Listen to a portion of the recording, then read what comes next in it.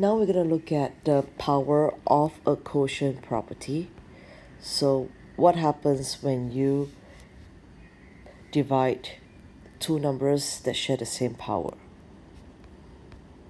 So if you're gonna, I'm gonna give you a numerical example.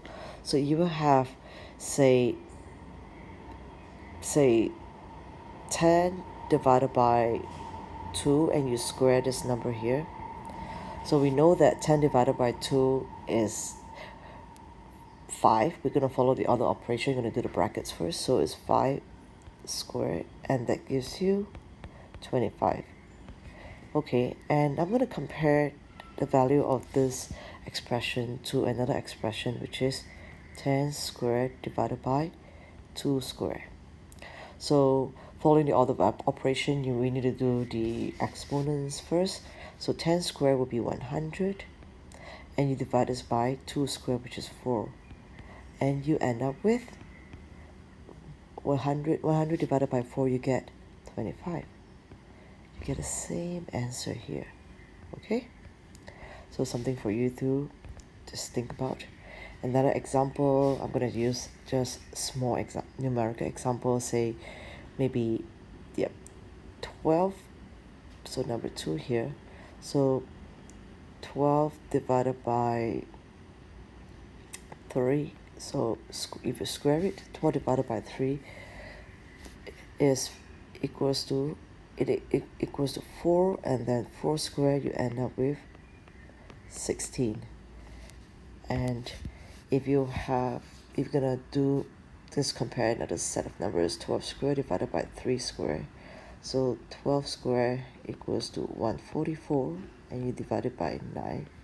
Okay, so it's a pretty big number. I can't really do it mentally, so I'm going to divide it, do the algorithm, divide by 9. 1 times 9, so 54, and 54 divided by 9 is 16. So yay, 16, they're equal. So now I want you to think about, for these two expression, the one in black ink and the one in red ink, they look different, but they end up the same answer. Is there any rule or property that you can link them up with? Take a moment to think about it. Yes, so you could see that when these two expressions are equal, it's kind of like, is 10 divided by 2 the whole thing square is the same as 10 squared divided by 2 square. It's kind of like, some of my students call it distributing the 2 to the numerator and the denominator. Same thing on the right hand side. So it's kind of like distributing the 2 to the 12 and 2 to the 3.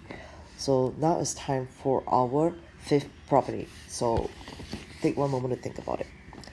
Alright, so if you have b divided by a, and the whole thing, the fraction to the power of m, you can actually kind of like, we call it distribute it, but not really distribute it. So you can actually simplify by multiplying the numerator by the power divided by the denominator by the same power. Alright then, that's it.